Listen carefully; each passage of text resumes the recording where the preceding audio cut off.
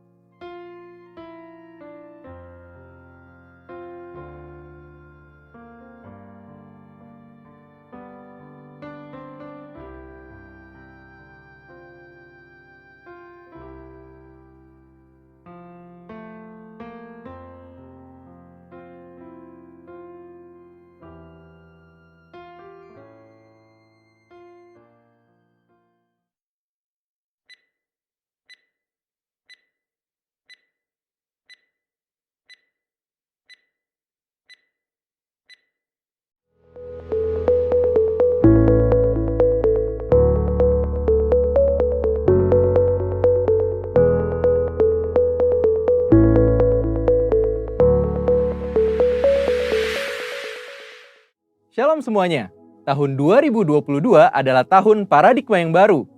Secara umum, arti dari paradigma adalah sebuah cara orang memandang sesuatu.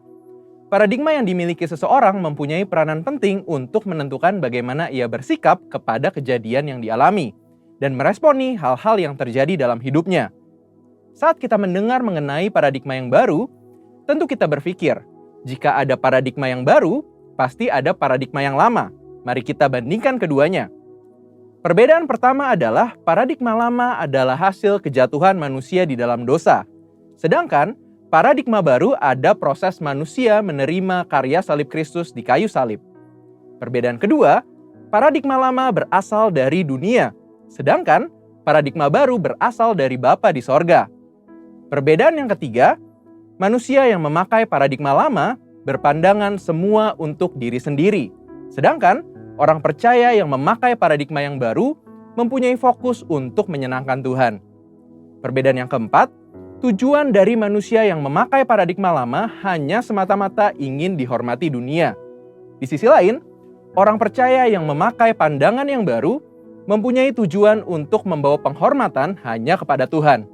Perbedaan yang terakhir, manusia yang memakai paradigma lama melakukan hal-hal baik hanya supaya tidak masuk neraka dan takut tidak diberkati. Di sisi lain, orang yang percaya yang memakai paradigma baru mempunyai motivasi untuk berbuat baik karena mereka sudah diselamatkan oleh Tuhan dan melakukannya dengan sukacita karena mereka mengasihi Tuhan. Jadi, Setelah kita mengetahui perbandingan antara paradigma lama dengan paradigma baru di dalam Tuhan, tentu kita ingin hidup di dalam paradigma baru. Pertanyaannya, bagaimana kita bisa hidup dalam paradigma yang baru di dalam Tuhan? Yuk kita lihat contoh dari seorang bernama Zakheus. Zakheus adalah seorang pemungut cukai yang hidup di kota Yeriko, di mana pada zaman itu pemungut cukai dipandang hina karena dianggap melakukan pemerasan. Namun suatu kali, saat mendengar Yesus datang ke kotanya, dia memanjat sebuah pohon supaya bisa melihat Yesus. Perjumpaan dengan Yesus terjadi saat itu. Setelah bertemu dengan Tuhan Yesus, paradigmanya berubah. Tukang peras ini seketika menjadi murah hati. Saat itu juga dia berkata bahwa setengah harta miliknya akan diberikan kepada orang miskin. Dan jika ada yang pernah diperasnya, akan dikembalikan 4 kali lipat. Perubahan paradigma hanya bisa terjadi saat kita berjumpa secara pribadi dengan Tuhan Yesus. Kita tidak mampu dengan kekuatan kita sendiri. Bagaimana kita bisa mengalami perjumpaan dengan Dia? Pertama, tentu kita harus mengalami kelahiran baru. Apa itu kelahiran baru?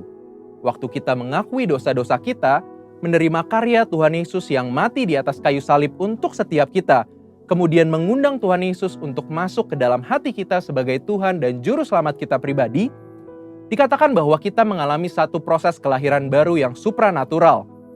Firman Tuhan katakan bahwa orang-orang yang percaya dan menerima Tuhan Yesus diberikan kuasa untuk menjadi anak-anak Allah. Di samping itu, Tuhan Yesus mengatakan sebelum Dia naik ke surga bahwa kita tidak ditinggalkannya sendiri. Dia menjanjikan seorang penolong, yaitu Roh Kudus. Roh Kudus yang dicurahkan pada hari Pentakosta 2000 tahun yang lalu, kini ada bersama dengan kita. Bahkan sesuai dengan yang disampaikan oleh Gembala Pembina kita Pak Niko, bahwa kita sedang dalam masa Pentakosta yang ketiga, di mana Roh Kudus sedang dicurahkan dengan dahsyat, yang akan membangkitkan generasi Yeremia yang mencintai Tuhan Yesus dan menghasilkan penuaian jiwa yang terbesar dan yang terakhir. Roh Kuduslah yang akan memberikan kuasa kepada setiap kita untuk mengalami perubahan paradigma. Seperti yang dikatakan oleh Rasul Paulus, supaya kita tidak menjadi serupa dengan dunia ini, tetapi berubah dalam pembaharuan budi sehingga kita dapat mengetahui kehendak Allah, apa yang baik, yang berkenan kepada Allah, dan yang sempurna. Inilah paradigma yang baru itu. Namun, selain kita mengalami perubahan paradigma karena menerima anugerah keselamatan di dalam Tuhan Yesus dan pertolongan Roh Kudus, kita juga perlu berusaha untuk tidak menjadi serupa dengan dunia ini. Hal penting yang harus kita ingat adalah kita hidup di dunia ini hanya sementara. Firman Tuhan katakan, dunia ini sedang lenyap dengan segala keinginannya, tetapi orang yang melakukan kehendak Allah tetap ada untuk selama-lamanya. Biarlah kita fokus kepada kekekalan dan hidup selalu untuk melakukan kehendak Allah. Satu lagi, kita mengalami perubahan paradigma saat kita membaca firman Tuhan atau Alkitab. Membaca Alkitab dengan tekun akan merubah cara pandang kita menjadi sesuai dengan kehendak Allah. Karena di dalam Alkitablah dituliskan semua kehendak Allah bagi setiap kita.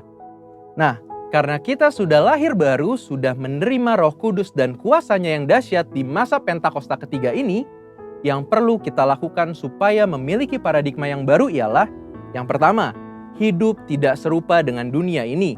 Yang kedua, tekun membaca dan mempelajari Alkitab. Dan yang ketiga, ikuti tuntunan Roh Kudus setiap hari. Mari kita hidup dalam paradigma yang baru dengan sukacita karena Tuhan Yesus sungguh mengasihi setiap kita.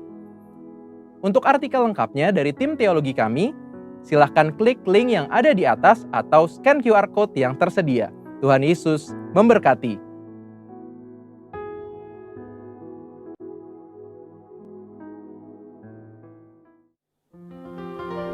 Haleluya. Shalom Bapak Ibu Saudara-saudari yang terkasih di dalam Tuhan Yesus. Shalom. Kembali kita bertumbuh dalam ibadah raya GB Home Palam Galaksi. Mari Bapak Ibu, dimanapun kau berada, kita mempersiapkan hidup kita untuk masuk ke dalam hadirat Tuhan lebih dalam lagi. Kita berdoa bersama-sama. Tuhan Yesus, kami bersyukur Tuhan untuk hari ini. Kembali kami datang Tuhan, memuji menyembah-Mu Tuhan, menaikkan doa pujian penyembahan kami yang terbaik buat Tuhan. Kami mau sungguh-sungguh beribadah kepadamu Tuhan Yesus. Layakan kami, Kau hadir di tempat kami semua berada masing-masing, Tuhan bersama kami. Terima kasih ya Bapa. Terima kasih ya Tuhan Yesus. Kami bersyukur Bapa, dalam nama Tuhan Yesus. Amin. Makasih Tuhan. Tiada yang seperti Engkau Tuhan dalam hidup kami. Biarlah Tuhan kasih-Mu terus mengalir dalam hidup kami, kuasa-Mu menyembuhkan. Terima kasih Tuhan Yesus. Syaralabara. Tiada seperti Kau yang telah menjamah segenap hatiku. Tak seorang pun di dalam hidup ini seperti Kau, Tuhan. Katakan lagi, tiada seperti Kau, tiada seperti Kau yang telah menjamah segenap hatiku.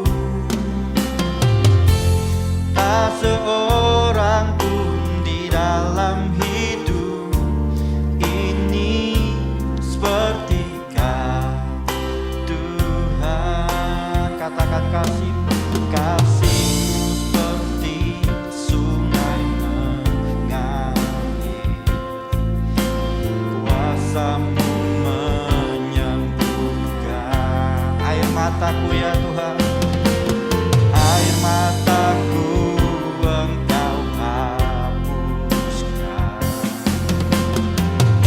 Tiada seperti Kau, tiada seperti Kau yang telah menjamah segenap hatiku. Tak seorang pun di dalam hidup ini seperti Kau, Tuhan. Terima kasih Tuhan. Tiada seperti Kau yang telah menjamah, yang telah menjamah segenap hatiku.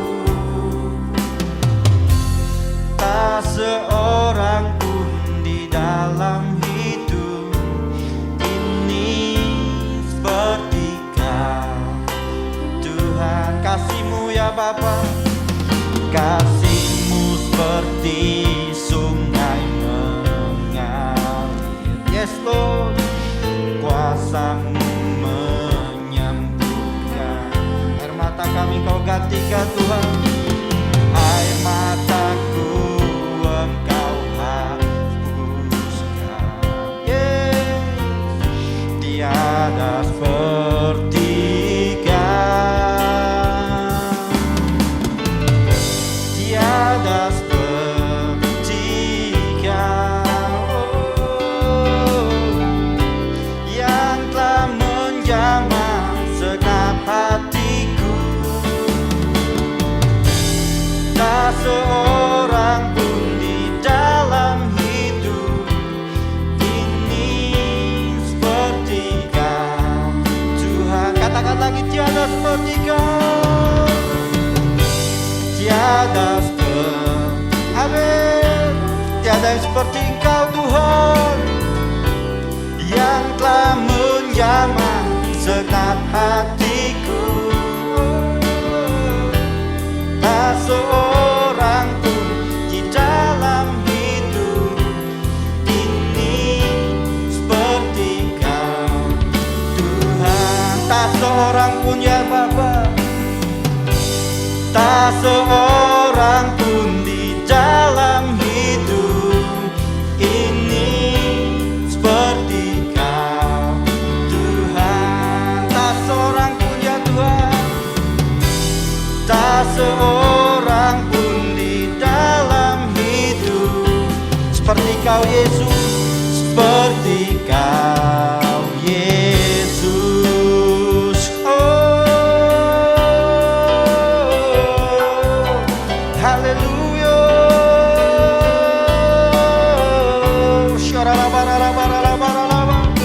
Terima kasih ya Tuhan.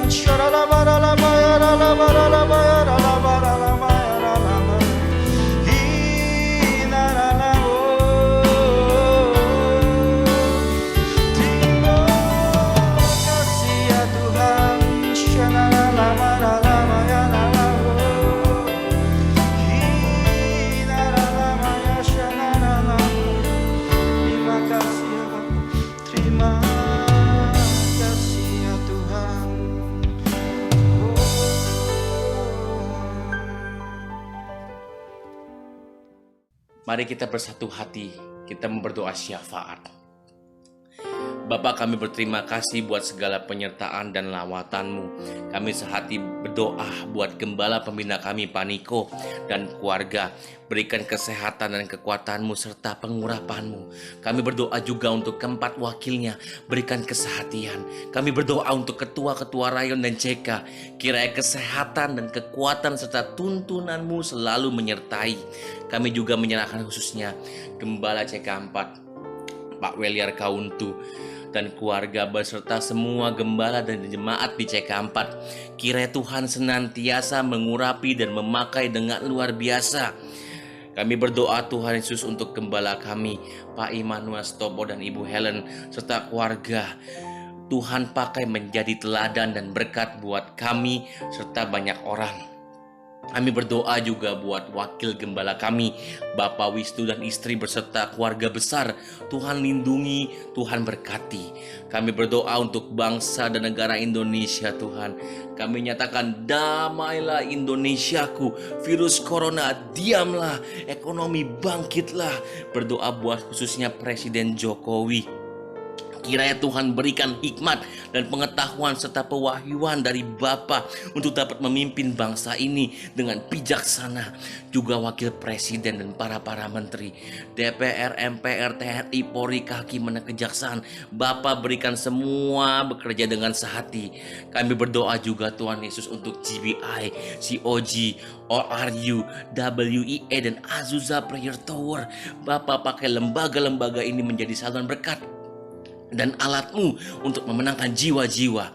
Kami percaya Tuhan, kami sungguh percaya Pentakosta ketiga dimulai dari Indonesia sampai ke bangsa-bangsa dari timur ke barat dan akan kembali ke Yerusalem. Kami berdoa untuk generasi Yeremia yang dengan segenap hati cinta mati-matian kepada Tuhan Yesus yang hidup dalam kekudusan serta berjalan sesuai dengan kebenaran firman Tuhan.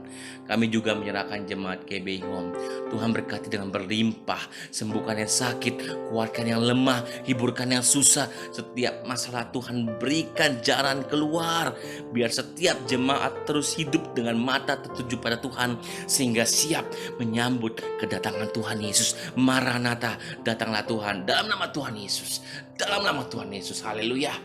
Amin. Ibadah minggu depan akan dilaksanakan pada hari Minggu pukul 11.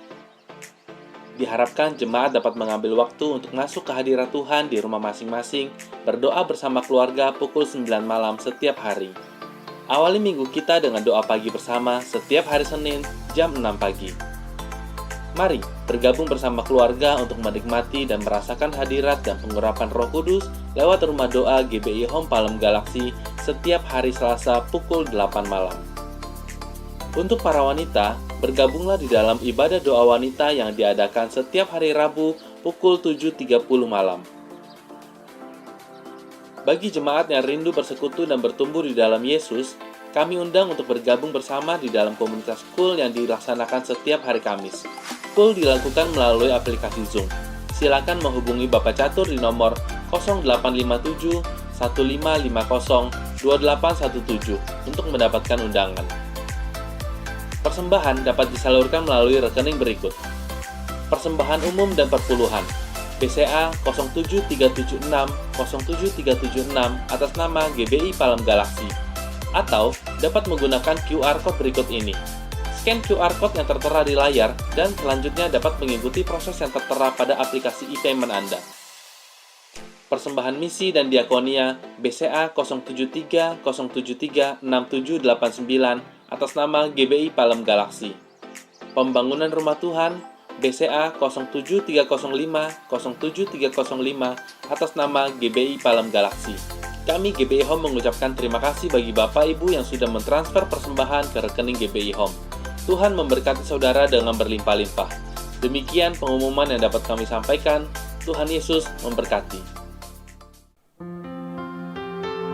Haleluya, haleluya. Mari Bapak Ibu semua, kita akan memuji Tuhan. Mari semuanya saya undang kita lebih lagi untuk bersorak bagi nama Tuhan. Haleluya. Mau Tuhan mengecap kebaikan-Mu, melihat kasih-Mu, betapa baiknya Engkau Tuhan dalam hidup kami.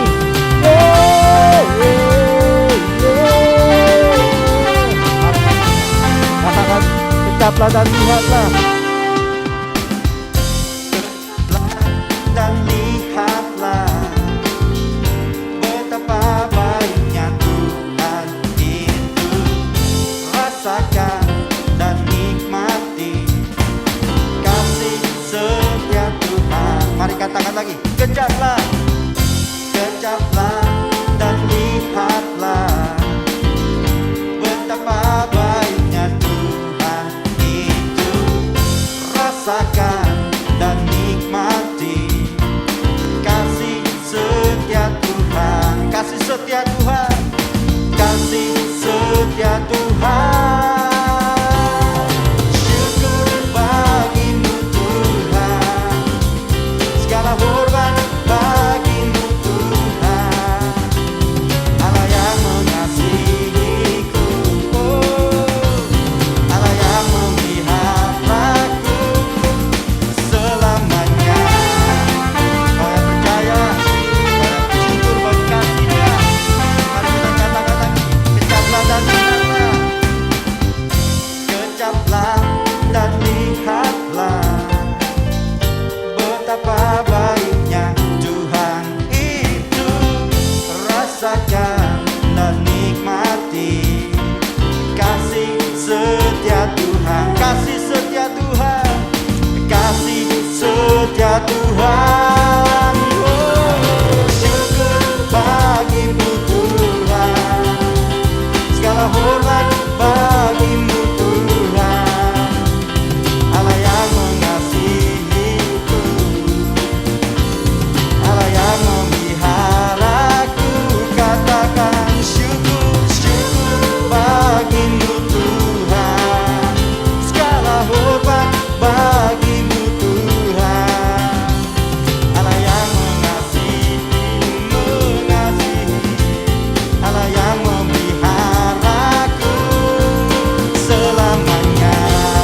Oh, selamanya. Katakan lagi, selamanya, selamanya. Haleluya. Berikan sorak-sorai yang paling meriah buat Tuhan. Yeay.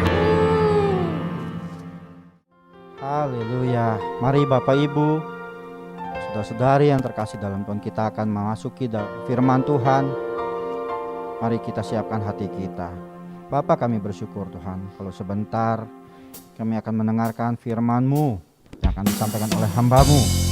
Berkati, urapi beliau Tuhan dalam menyampaikan isi hati-Mu, biar kuasa-Mu bekerja. Dan kami Tuhan, berikan kami telinga seorang murid, untuk kami dapat mendengarkan firman-Mu, dan firman-Mu boleh tertanam, bertumbuh, dan berbuah di dalam hidup kami. Terima kasih Tuhan Yesus, kami siap mendengarkan isi hati-Mu. Di dalam nama Tuhan Yesus, haleluya, amin. Mari Bapak Ibu, kita semua, kita mau berikan diri kita. Inilah kerinduan kita kepadanya. Kita mau berikan segenap hati kita menyembah Dia. Terima kasih Tuhan.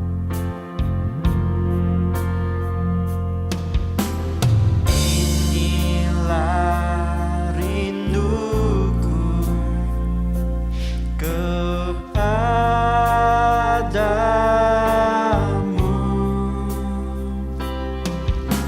segenap hatiku menyembahmu.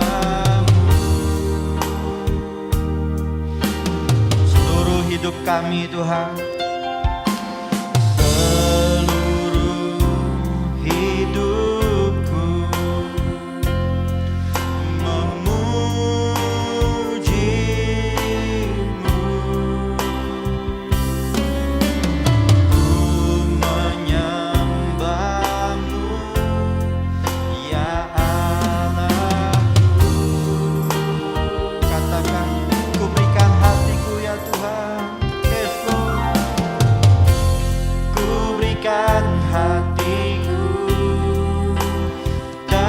jiwaku. Semuanya bagimu di dalam hidupku, di setiap waktu. Nyatakan jalanmu. Mari kita katakan kembali dari awal. Inilah rinduku. Inilah rinduku kepadamu. Segenap hatiku, senang hatiku menyembahmu. Biarlah seluruh hidup kami Tuhan memuji nama-Mu ya Tuhan. Seluruh hidupku memuji-Mu.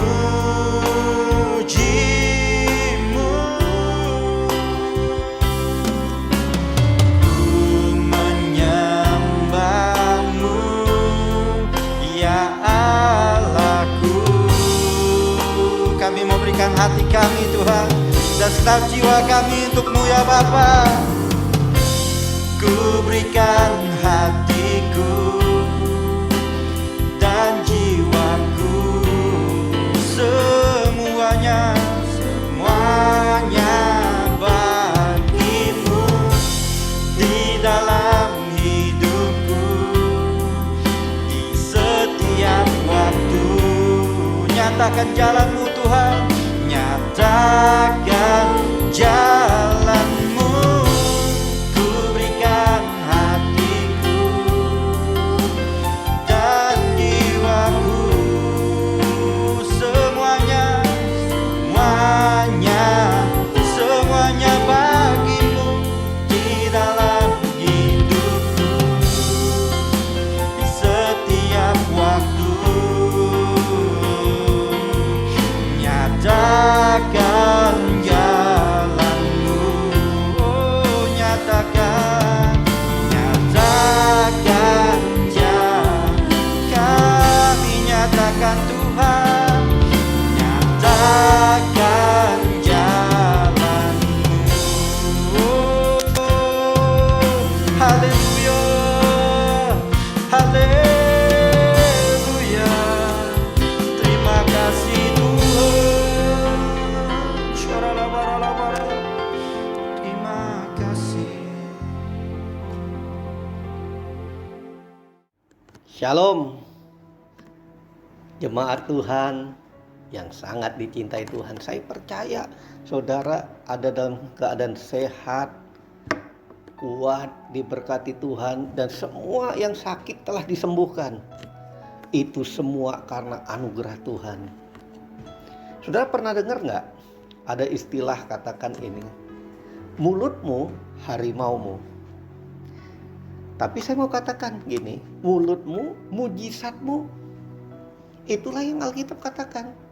Jadi melalui mulut kita bisa menjadikan hidup kita ini terjadi mujizat.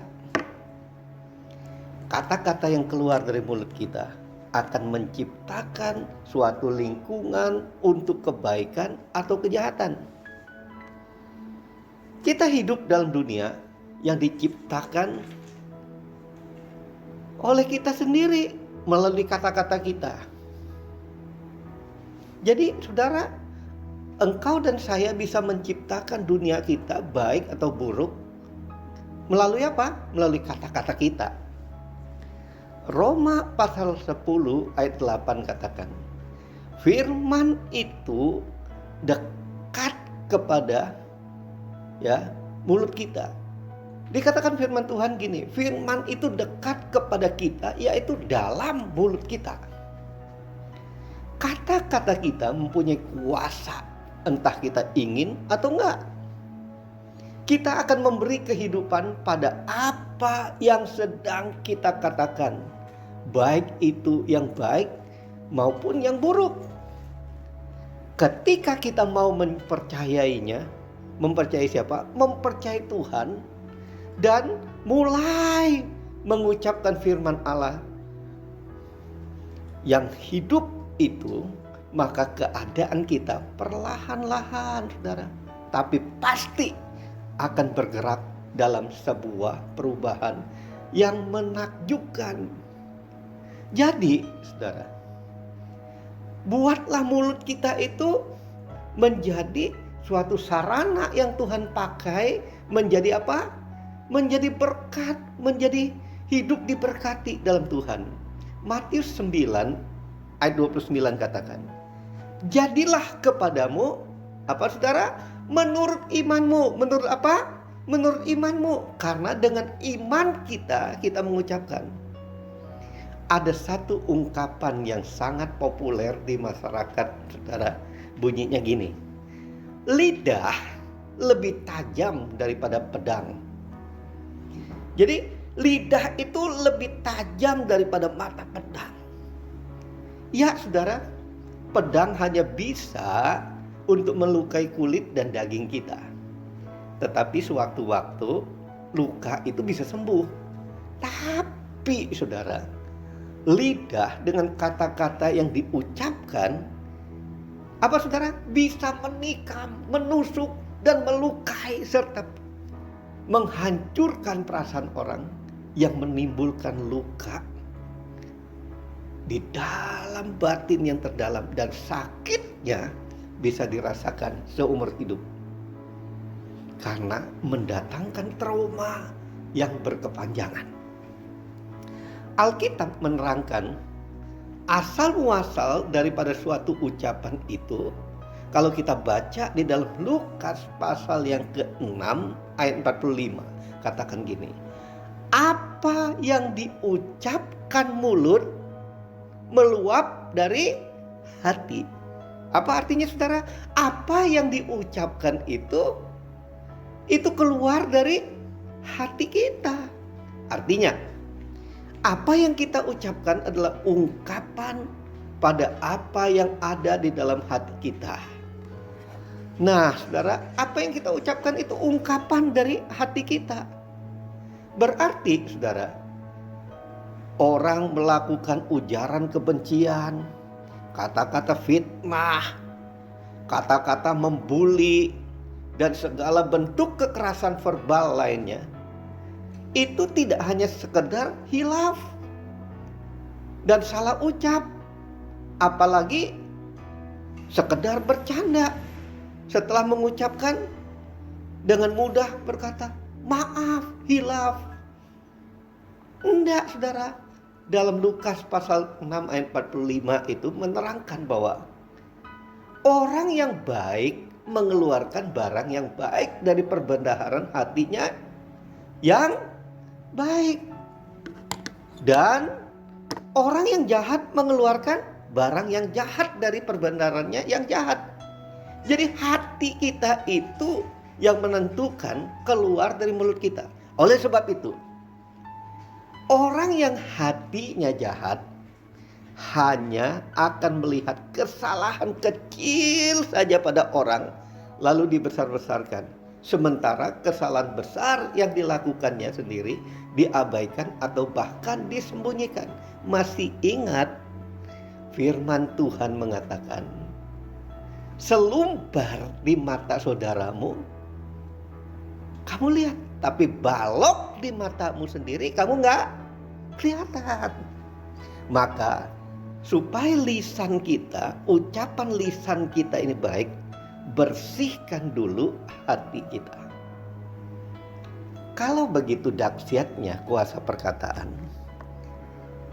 tidakkah sebaiknya kita tidak boleh main-main dengan apa yang kita ucapkan? Karena perkataan kita akan merubah kehidupan kita. Bagaimana seharusnya seorang percaya menggunakan perkataannya? Alkitab mengajarkan kita banyak hal tentang hal itu. Kita akan belajar daripada kisah seorang raja bernama Daud. Bagaimana Daud bisa menang melawan Goliat? Kita menemukan rahasia yang luar biasa daripada Raja Daud ini bahwa dia selalu memperkatakan kata-kata iman saat melawan Goliat. Kita lihat buktinya. Saat masalah ada, Raja Daud tidak takut, tetapi dia menghadapi masalah itu dengan kata-kata iman. Ucapkan bersama saya, kata-kata iman. Ya, oh sorry, saudara di rumah saya nggak bisa kedengeran ya. Oke, nggak apa-apa. Saudara ucapkan. Saudara ucapkan kan? Iya, kalau begitu. Ucapkan apa? Kata-kata iman. Yang pertama kita lihat, Daud melakukan satu hal. Dia lakukan, jangan membesar-besarkan masalah, tetapi bicaralah kepada masalahmu, betapa besar Tuhanmu. Ini yang pertama yang harus ada dalam hidup kita. Kebanyakan orang, saudara, kalau ketemu apa, saudara? Kebanyakan orang lebih senang berbicara tentang masalah yang mereka hadapi, yang mereka alami dalam hidup mereka. Rasanya, saudara, mereka yang paling susah, orang lain gak ada susahnya. Tetapi ayo kita belajar dari Raja Daud yang selalu berbicara kepada masalahnya, bahwa Allah, Tuhan yang ia sembah itu lebih besar daripada setiap masalah yang ia hadapi. Coba saudara perhatikan orang Israel ketika cerita ini. Mereka terus menerus berbicara tentang masalah yang mereka hadapi. Kita bisa baca dalam 1 Samuel 17 ayat 24 sampai 25. Ketika semua orang Israel melihat itu, melihat apa? Melihat Goliat yang tinggi gede, tinggi besar itu dengan tombak yang besar. Oh saudara, kalau dia berjalan bergetar bumi. Dikatakan firman Tuhan apa? Larilah tentara-tentara Israel ini daripadanya dan sangat ketakutan. Lalu apa? Lalu berkatalah orang-orang Israel itu, sudahkah kamu lihat orang yang maju itu? Apa yang diceritakan? Artinya dia berkata kepada saudara, sudahkah saudara lihat masalah yang besar itu? Sesungguhnya ia maju untuk mencemoohkan orang Israel. Nah, kalau kita baca lagi di dalam bagian lain, saudara, dalam 1 Samuel 17 ayat 16. Itu dituliskan gini, orang Filistin itu maju mendekat pada pagi hari dan pada siang hari. Jadi pagi dan siang. Kan kita selalu bernyanyi gini, pagi hari, siang hari, sore dan malam hari. Apa saudara? Tak hentinya mengucap syukur. Saudara, bagian Daud dia melakukan yang demikian. Tetapi orang Israel, saudara lihat, mereka melihat masalah itu pagi, sore, siang, malam. Mereka lihat, saudara, selama 40 hari lamanya orang Israel selalu bicara mengenai Goliat, mengenai masalah. Berbeda dengan Daud.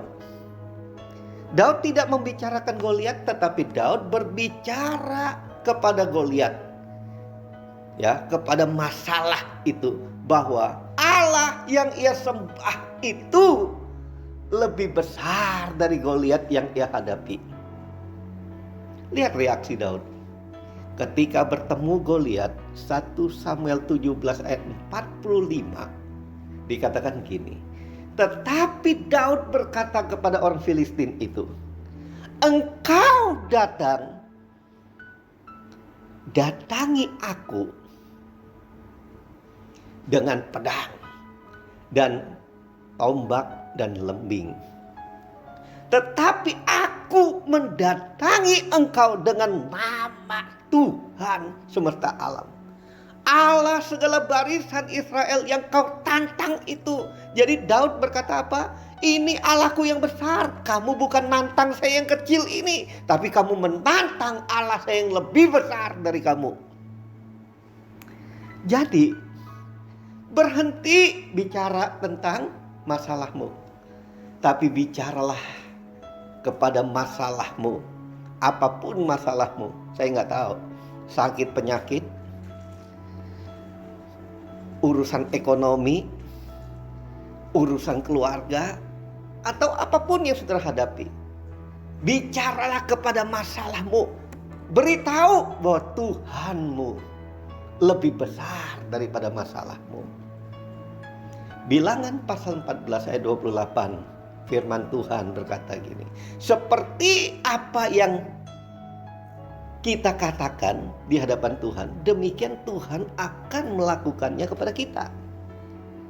Jangan ucapkan kata-kata yang tidak bermakna dan tidak berguna dalam hidup kita. Tetapi ayo terus ucapkan kata-kata berkat dalam hidup kita. Artinya, perkataan yang baik yang akan mendatangkan keuntungan. Sedangkan perkataan yang buruk mendatangkan kehancuran, mendatangkan kutuk dalam hidup kita. Supaya terhindar dari kesukaran, maka kita perlu menjaga perkataan kita ini. Hal ini berarti berbicara asal bunyi, asal nyebut, asal mengucapkan bisa mendatangkan bencana, musibah dalam hidup kita. Masalah dan persoalan dalam hidup kita. Bukankah dari awal tadi ada ungkapan yang mengatakan mulutmu harimaumu? Tepatlah seperti dikatakan Amsal pasal 21 ayat 23. Siapa memelihara mulut dan lidahnya? Kok mulut mesti dipelihara? Sama kan dengan harimau mesti dipelihara. Siapa memelihara mulut dan lidahnya? Memelihara dirinya daripada kesukaran. Jadi mulut ini rupanya mesti dipelihara loh saudara. Rasul Petrus mengatakan, siapa yang mau mencintai hidup, hidup yang gimana? Yang mau melihat hari-harinya baik, ia harus menjaga lidahnya terhadap yang jahat dan bibirnya terhadap ucapan-ucapan yang menipu. Itu yang ditulis di dalam 1 Petrus pasal 3 ayat 10. Yang kedua, jangan ucapkan kata-kata kekalahan atas hidupmu, tapi ucapkanlah kata-kata kemenangan dalam hidupmu. Ini yang dilakukan Daud yang kedua. Daud selalu mengucapkan kata-kata kemenangan dalam hidupnya. 1 Samuel pasal 17 ayat 46 mengatakan, hari ini juga Tuhan akan menyerahkan engkau. Menyerahkan apa? Masalah itu, Goliat itu ke dalam tanganku. Aku akan mengalahkan engkau dan memenggal kepalamu dari tubuhmu. Bagaimanapun keadaan kita setiap hari, terus ucapkan kata-kata kemenangan di dalam hidup kita. Apapun masalahmu, karena setiap orang punya masalahnya sendiri, entah ekonomi, entah keuangan, entah sakit penyakit, entah urusan keluarga, tapi ucapkan kata-kata yang berkemenangan dalam hidupmu. Itulah firman Tuhan. Apa yang kita katakan adalah ungkapan dari iman percaya kita kepada Tuhan. 2 Korintus pasal 4 ayat 13 katakan, aku percaya, kata Paulus, sebab itu aku berkata-kata. Maka dia bilang, kalau kami ini percaya juga, sebab itu kita harus juga berkata-kata. Berkata-kata apa? Karena kita percaya akan janji firman Tuhan. Daud percaya bahwa Allah akan berperang bersama dia. Kalau kita perhatikan keadaan Goliat yang tingginya saudara 2,92 meter. Jadi 1,5 kali saya nih. Baju jirahnya memiliki berat 57 kilo. Dan mata tombaknya hampir 7 kilo. Nah, saudara, kalau kita melihat gitu, pasti setiap kita akan ketakutan, gemetar, lari terbirit-birit kalau menghadapi orang yang demikian. Udah gede, bukan gede, gede banget. Tapi perhatikan respon tanggapan Daud akan orang ini. Daud tidak pernah melihat orang ini besar, tapi dia melihat Allahnya yang besar. Sehingga dia mengucapkan kata-kata kemenangan. Dia tidak pernah mau mengucapkan kata-kata yang kekalahan. Seperti dia mengucapkan, waduh gede banget, gimana ngelawannya. Tidak. Tapi dia katakan, engkau mendatangi aku dengan pedang, tombak dan lembing. Tapi aku datang dengan nama Tuhan. Yang menghadapi itu Tuhan. Bukan persoalan saudara badan besar atau kecil. Karena yang menghadapi itu Tuhan. Kalau saudara mempersilahkan, mempercayai Tuhan menyelesaikan persoalanmu. Tapi kalau saudara hadapin sendiri, wow, persoalannya begitu gede. Belum sampai aja udah ditendang, saudara. Raja Daud percaya bahwa Tuhan yang ia percaya adalah Tuhan yang hidup di dalam dia. Adalah Tuhan yang besar, yang sanggup menolong, yang tidak mungkin menjadi mungkin, yang tidak masuk akal menjadi masuk akal. Bahkan yang belum ada pun Tuhan bisa buat menjadi ada dalam hidupnya untuk kebaikan Daud. Begitu juga dengan kita. Jika kita percaya kepada Tuhan yang ada dalam kita, bukankah roh Allah itu berkata bahwa dia tinggal dalam kita? Kita ini bait roh Allah. Kalau dia itu menempati di dalam hidup kita, maka Tuhan itu sanggup membawa kita keluar dan menyelesaikan setiap masalah yang kita hadapi. Tidak ada terlalu besar masalah kita. Jika hari ini kita merasa tidak ada jalan keluar, rasanya tidak ada jalan yang terbuka, saya mau katakan, teruslah berdoa, teruslah percaya, teruslah menyembah Tuhan.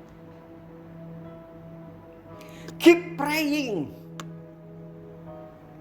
keep believing, keep worshiping God.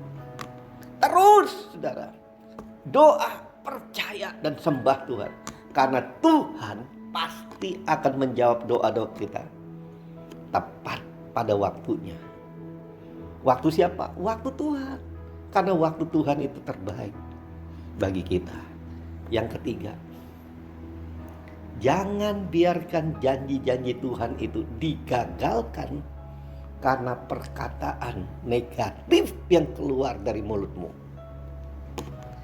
Tuhan ingin setiap kita mengucapkan janji-janji Tuhan di sepanjang hidup kita. Dan jangan menggagalkan janji Tuhan dengan perkataan negatif kita. Kalau orang lain mengucapkan kata-kata yang gagal pecundang untuk hidupmu, engkau bisa menolaknya. Tetapi jika engkau sendiri meyakini bahwa engkau itu orang yang gagal, itu namanya engkau, saya bilang, udah bohong. Nggak ada yang bisa melawan itu lagi, saudara.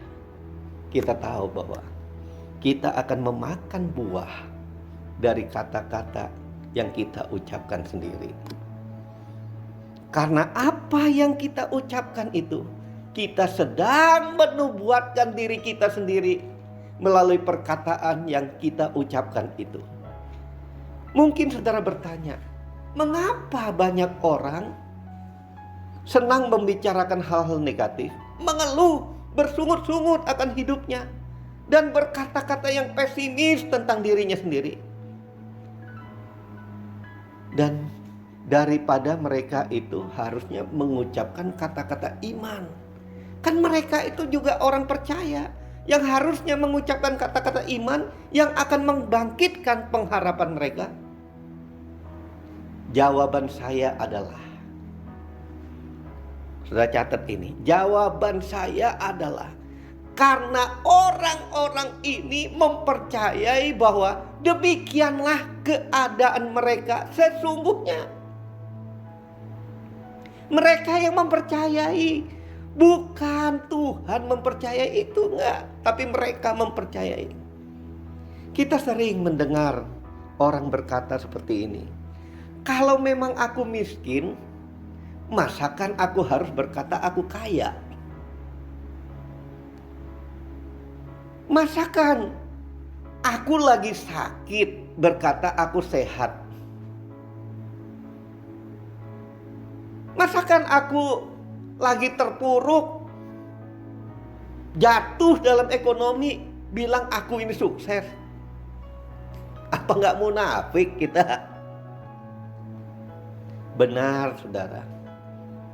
Memang begitulah keadaanmu. Tapi tolong jangan mengimani akan hal itu. Apa, saudara? Katakan sama saya, mengimani. Sekali lagi, mengimani. Biar saudara di rumah katakan sama saya, mengimani. Memang saudara sedang sakit, saudara sedang terpuruk, mungkin keluargamu sedang ada konflik. Memang itu. Tapi tolong jangan sampai itu mengimani, diimani atau diyakini bahwa itulah yang harus terjadi. Tapi perkatakanlah perkataan yang saudara harapkan terjadi dalam hidupmu. Jadi apa yang Alkitab ajarkan supaya kita memperkatakan apa yang kita harapkan. Kecuali saudara mengimani, memang saudara memang sudah begitu, udah pecundang, udah miskin, melarat, sakit-sakitan. Itu yang saudara mau. Tentunya saudara mengharapkan untuk hidup diberkati, sehat, sukses. Wow, saudara bisa menjadi berkat bagi orang lain. Tuhan dimuliakan. Kalau itu yang engkau harapkan, ucapkanlah apa saja yang saudara harapkan terjadi dalam hidupmu. Bukan munafik itu. Tolong saudara perhatikan dan simpan baik-baik di dalam hatimu yang terdalam. Ini bukan sugesti sebagaimana diajarkan motivator. Kalau saudara mau sesuatu, duduk di kloset, bayangkan itu akan terjadi. Bukan. Tapi ini yang saya ajarkan bagi saudara. Saya sedang mengajak saudara yang ada di rumah-rumah untuk mengaktifkan iman. Mengaktifkan iman. Mengaktifkan firman Tuhan yang menjadikan semua itu, menjadikan apa yang kita harapkan itu terjadi di dalam hidup kita. Di mana? Itu tercatat di dalam kitab Yoel pasal 3 ayat 10. Saudara baca sana. Ini ayat yang luar biasa. Baiklah, dia katakan, orang yang tidak berdaya berkata, aku ini pahlawan. Apakah firman Tuhan ini mengajar saudara munafik? Saya rasa tidak. Firman Tuhan ini tidak pernah mengajar engkau yang jahat. Perhatikan, perhatikan. Tidak dikatakan biarlah orang yang tidak berdaya pasrah saja. Memang sudah begitu keadaanku. Namun dikatakan bahwa kita harus berani mengucapkan kata-kata iman yang berlawanan dengan logika, berlawanan dengan keadaan kita. Bahwa yang lemah berkata aku kuat.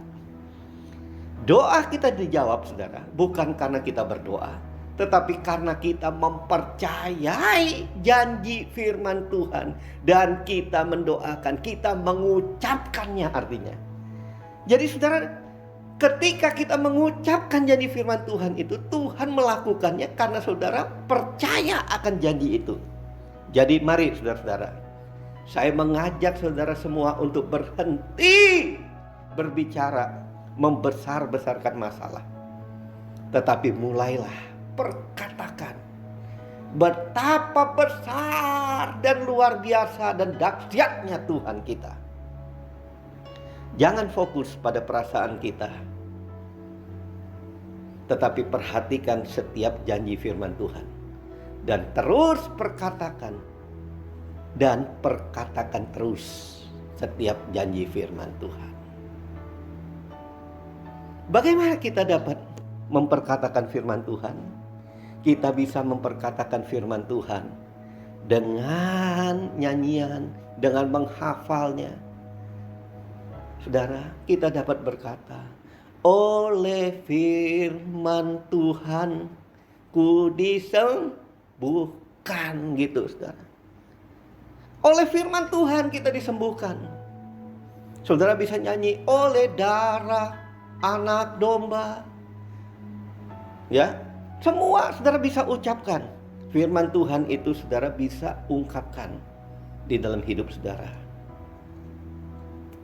Jadi hari ini saudara, bagaimana keadaanmu? Saya tidak tahu. Jika engkau mau menang, hanya satu, berhenti dari ucapan-ucapan negatif. Engkau bukan munafik. Jika engkau sakit, katakan aku sembuh. Bukan karena apa? Karena Tuhan menyuruh kita mengucapkan itu. Persiapkan diri kita. Kita mau masuk dalam firman Tuhan. Dalam satu hal, bahwa kita mau hidup oleh sebab firman Tuhan itu. Kalau saudara saat ini kita mau masuk dalam perjamuan kudus, sambil saudara mempersiapkan roti dan anggur, ayo kita mengucapkan kata-kata iman. Kita dengarkan nyanyian ini. Oleh bilur Yesus Ku disembuhkan, oleh bilur Yesus ku disembuhkan, oleh bilur Yesus ku disembuhkan. Haleluya, amin. Dalam nama Yesus ku diberkati, dalam nama Yesus ku diberkati, dalam nama Yesus ku diberkati. Haleluya, amin. Dalam nama Yesus ku dipulihkan, dalam nama Yesus ku dipulihkan, dalam nama Yesus ku dipulihkan. Haleluya, amin. Mari kita masuk dalam perjamuan kudus.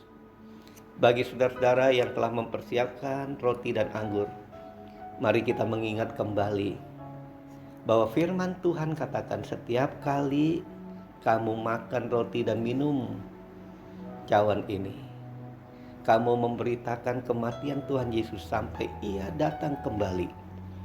Perjamuan kudus adalah perjamuan Tuhan Yesus sendiri.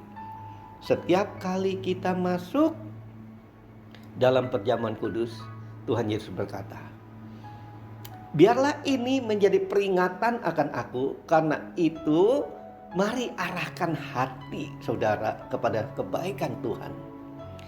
Tuhan akan memberkati kita melalui perjamuan kudus ini. Tetapi Tuhan ingin satu hal, kita makan dan minum dengan cara yang benar. Apa cara yang benar itu? Biarlah kita masing-masing berdoa, introspeksi diri kita. Minta Roh Kudus menyelidiki hati kita. Kalau ada dosa yang masih tersimpan dan Roh Kudus mengingatkan kita, jangan tunggu lama-lama. Ayo minta ampun sama Tuhan. Minta ampun sama Tuhan. Ngomong sama Tuhan, Tuhan ampuni saya. Ampuni segala dosa saya. Karena Engkau begitu mencintai, mengasihi aku. Engkaulah yang sanggup membebaskan aku dari hukuman dosa. sehingga aku boleh beroleh hidup yang kekal. Biarlah saudara, waktu engkau mengambil waktu ini, engkau terus berbicara kepada Tuhan. Ingat kebaikan Tuhan. Ingat kebaikan Tuhan. Mungkin saat ini Roh Kudus mengingatkan engkau berhenti dari perkataan. Perkataan yang negatif. Mulai ucapkan firman-Ku. Biarlah dengan nyanyian tadi kita mulai ingat. Demikianlah kita terus. Saya berdoa supaya saudara setiap hari kita, kalau nggak ingat, kita menyanyikan nyanyian ini.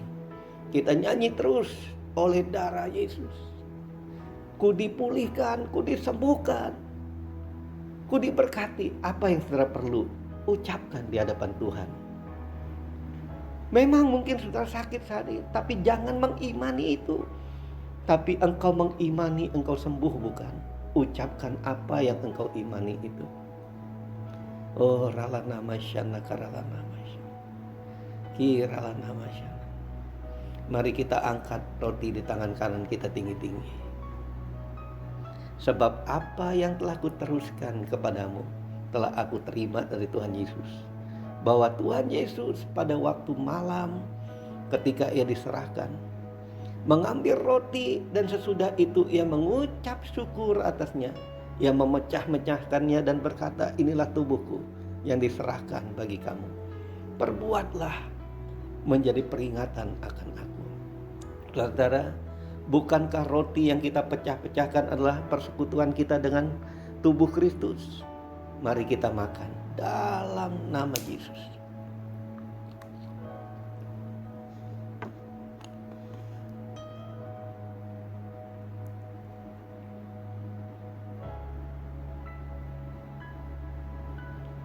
Mari kita angkat cawan di tangan kanan kita tinggi-tinggi.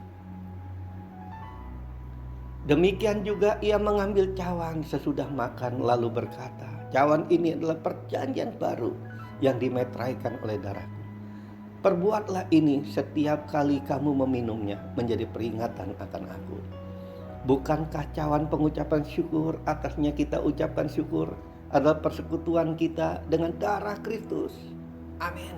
Mari kita minum dalam nama Yesus.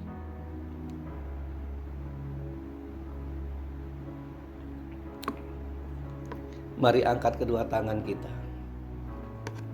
Oh, rala nama syana karala nama syana.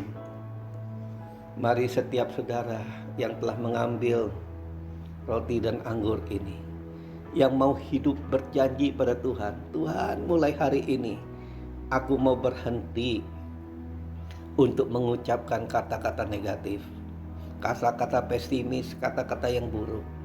Tapi aku mau mengucapkan kata-kata yang membangun, karena kata-kataku itu merupakan nubuatan untuk diriku. Kalau aku sakit, firman-Mu katakan, biarlah katakan aku sembuh. Kalau yang lemah, katakan aku kuat.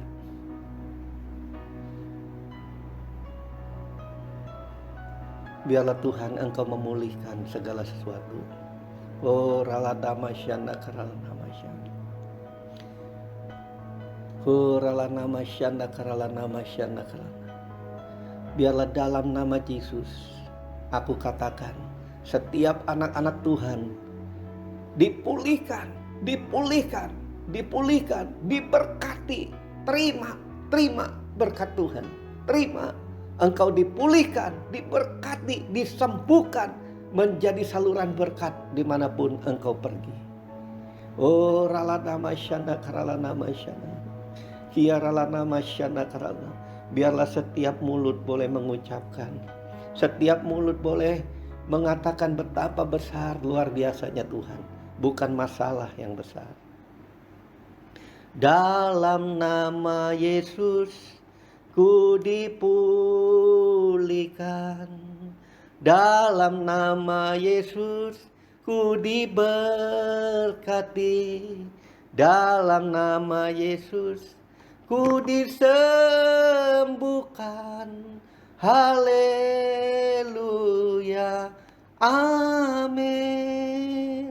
Biarlah semua ini terjadi dalam hidupmu. Apapun masalahmu, mulai hari ini, biarlah setiap kita boleh mengucapkannya.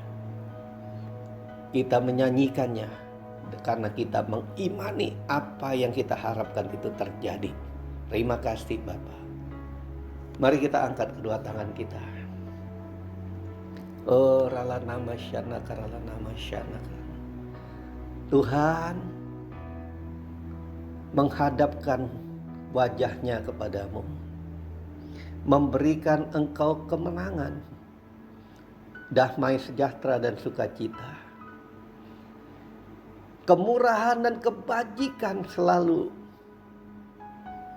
melimpah dalam hidupmu, dalam keluargamu, dalam usaha pekerjaanmu, ketika engkau di rumah maupun dimanapun engkau berada.